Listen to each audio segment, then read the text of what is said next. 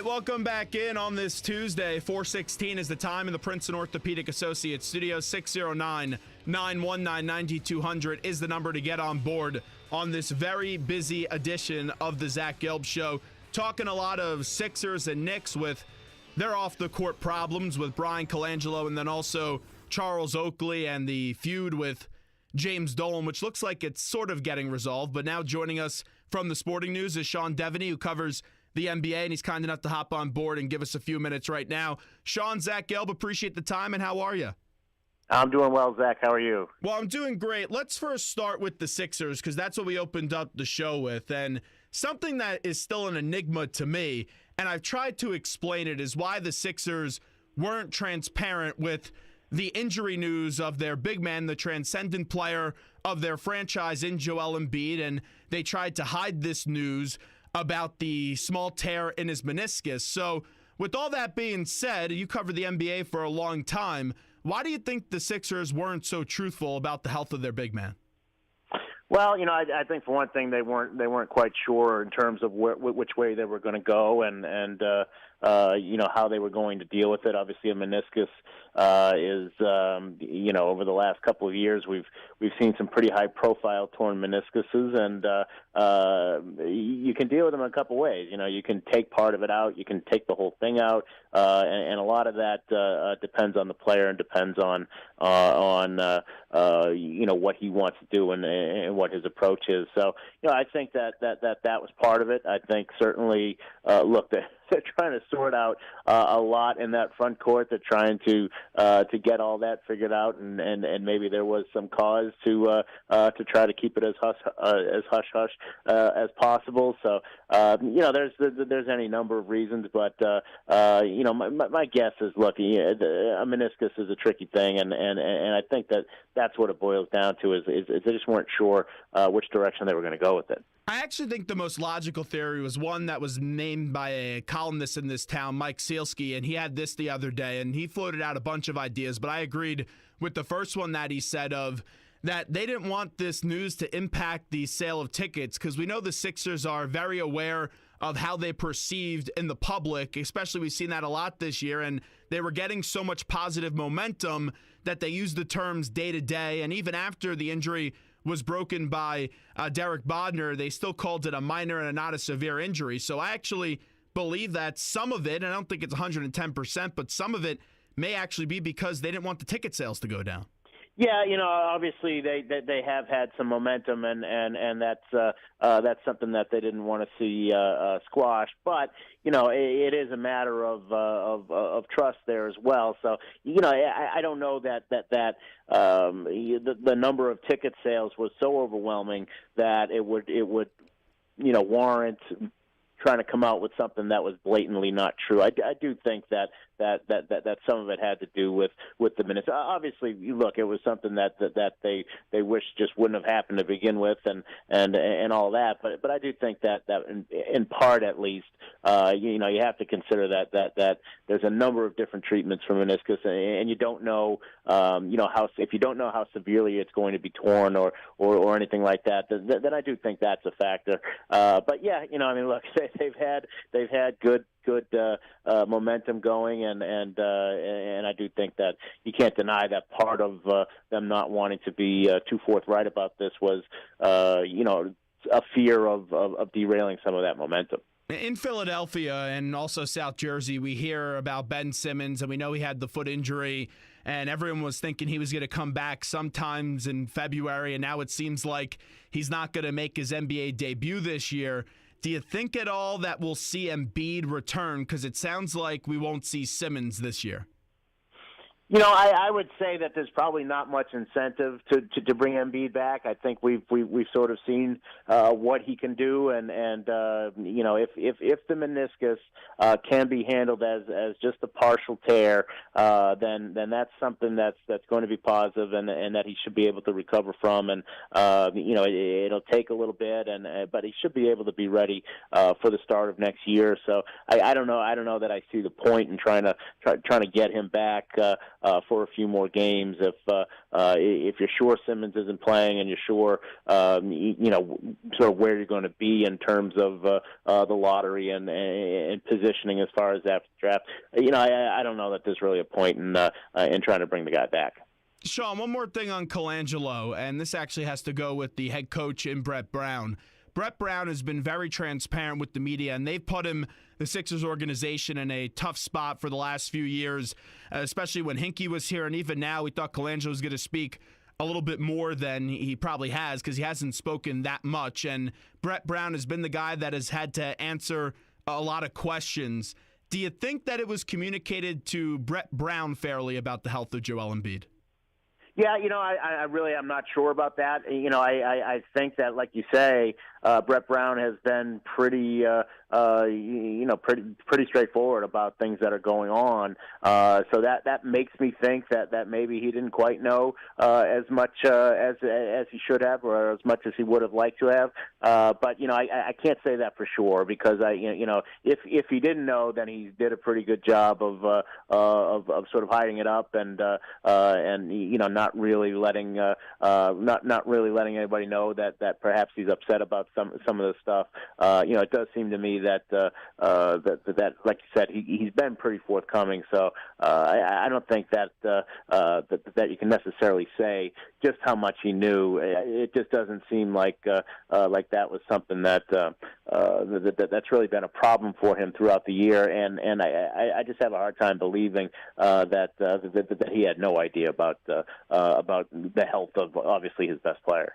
Sean Deveney with us right now from the Sporting News. Last night, Sixers get the victory, and they were offended by Nick Batum's comments before the game about guaranteeing a victory. I don't get when you're on a 24-win team how you guarantee a victory, but hey, that's his priority and that's his agenda to do that. McConnell took a little bit of offense to it after the game, but how about this story of T.J. McConnell? Because in the last 2 months, he's been averaging 8.1 assists per game and 8.4 points per game. He's not a star, we know that, but he's been a fun player to watch. Yeah, he really has, and I remember. I think back to the beginning of last season when you had Brett Brown sort of looking at the roster that he had, and I remember talking to him in the first game, and he said, one thing we're going to have to do is sort of manufacture a point guard here, and it seems like they've done that. It seems like to an extent they've sort of forged a point guard where a lot of teams didn't see one, and we'll see what his role is going forward, but he's definitely shown that he belongs in the NBA and that he could be a productive rotation player. You might not want him as your starter, maybe. We'll see about that, but certainly the things he's done, he really hasn't done anything to damage his stock. So yeah, he's been a pretty remarkable story. He's been a clutch player. I don't think anybody would have expected that, and because of that, like I say, they came into last year thinking they were going to need to manufacture a point guard. It looks like they have. Now, everyone kind of forgot about all these other players on the roster just because of the emergence and the success of Joel Embiid. But now with Embiid on the sideline, Simmons not playing, Okafor probably going to be dealt in the next few days as everyone's hoping for that. One player that has been playing exceptional basketball has been Dario Saric, and he's having his best month of his rookie career in this one with 15.5 points per game. Just how high of a ceiling do you think Dario has? Yeah, and I think that he's had a hard time, sort of getting into the flow and kind of figuring out what his role is and how he fits in the more he's played, I think the more he's figured it out. If you look at his numbers, he's gotten better every month. Just not just this month, but he played better in January than he did in December, and you can go right down the line. Where he's starting to figure things out. He's getting his certainly his perimeter shot is coming around. That was something that was certainly a question in the first part of the season. So as he gets more confident, I think you can see him becoming more of the kind of player that he could eventually be. He's probably just what you want in terms of that power forward spot and what it's become these days, where he can play out on the perimeter and do it pretty well, still be able to put the ball on the floor and make some things happen as well. So, yeah, I think for a first season, this is sort of what you would expect for him, and I think he's starting to show what he can do. I don't think he's going to be a top tier star or anything like that, but he is definitely going to be a solid number 2 option on any team that he plays for. Does he have a chance to win Rookie of the Year this year? I when you look at the competition, yeah, I do wonder if Embiid did enough when he played to maybe seal up that award no matter what. But when you look at it, there's the rookies coming into this year haven't been very impressive. So I mean, certainly with the strong finish, he can make a pretty good case for himself. Sean Deveney with us right now from the Sporting News, wrapping up with him. All right, let's get to the Knicks. They've been a circus this entire season, and it's been a season that has not met the expectations of many Knicks fans. And if you're going to go off what Derrick Rose was going to say, the superstar team that they were building that definitely didn't meet up to those expectations either. But the big story now is what happened with the fight at Madison Square Garden with Charles Oakley, and then the aftermath about James Dolan going on the radio show and saying he has an anger problem and then also an alcohol problem. The commissioner got involved, and he seemed to be the peacemaker in this, along with Michael Jordan. Why do you think the commissioner felt so passionate to get those guys in a room and all meet up? Because he was embarrassed, because this is sort of a WWE kind of way to handle a franchise, and he doesn't want to see his franchises being dealt with that way, and the only way sometimes to get some resolution between a couple of hotheads like that is to have a cooler head come in and calm things down, and certainly that's what happened. It wasn't good for the league to have that, and really the whole mess that's been going on in New York hasn't been good for the league. But it's one thing for a franchise to be struggling on the court, but to have that kind of nonsense off the court, that's where the commissioner is going to step in, and he probably needed to. I mean, this was not the most dignified or classy kind of situation. It's not what you want to see. How you want to see teams handle respected veteran players who played for that franchise. So that's something that has been indicative of what the Knicks have been. Certainly in the last couple of years, but you can probably stretch that out over to the last 15 years or so. I'm not defending Dolan. Let me just preface it by my next question, because I thought what he did over the weekend, bringing back those ex-players, one including Vin Baker, he was handing out an invite to everyone, was absolutely petulant behavior by him. And then also the comments on the radio show up in New York with Michael Kay, I didn't think were the best look for Dolan. But Oakley still put his hands on people and acted in a awful manner. Are you surprised with how the fan really, I know they love Oakley, but are you surprised how much they've embraced him and defended him in this situation?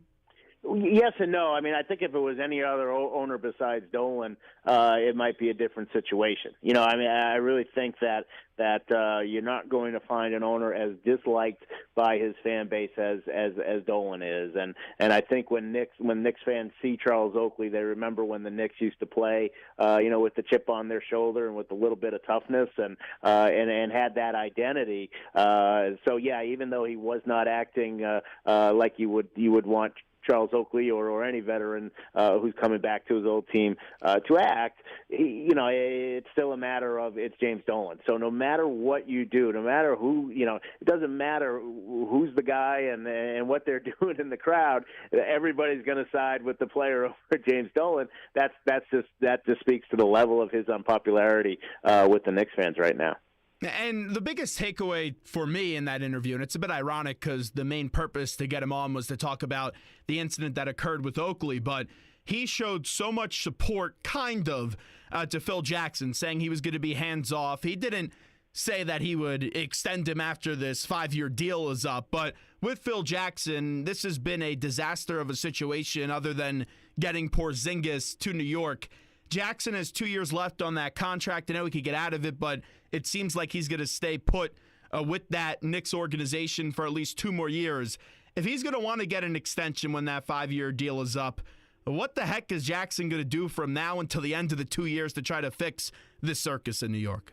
Yeah, I would really be surprised if Phil went anything past the 2 years that's on that contract, and it might even be a surprise if he does finish out the whole thing. What's disappointing, I think, if you're the Knicks, and Zach, I've seen this franchise go through so many downs in the last 15 years. I think what's really disappointing is Phil came in 2014 and said that he was going to sort of clear out all the people who have been there too long and talk to the media and leak these things and kind of make the franchise into a joke and sort of play into some of the way that the media portrays that team. One thing that Phil Jackson you cannot accuse him of having done is cleaning up that stuff, and that was the thing that he said he was going to do. So I think that's got to be number one disappointment in Phil Jackson, because that's something he could have done. A lot of the personnel stuff, sometimes it's out of your control as a personnel guy, but going in and sort of straightening out the way that franchise operates, that should have been priority one. He said it was going to be. Obviously, as we've seen in these last few weeks, it's just not been the case. And with the cryptic tweet, what the heck was he thinking tweeting that out? Yeah, what's the point, right? I mean, you're there to bring a certain level of dignity and class to the organization, and going on Twitter and raising more questions than you answer. What's the point in doing that? It really doesn't seem to call a press conference. They answered some questions from the media. He doesn't want to seem to do that. He really doesn't want to seem to face the music for how bad the team has been.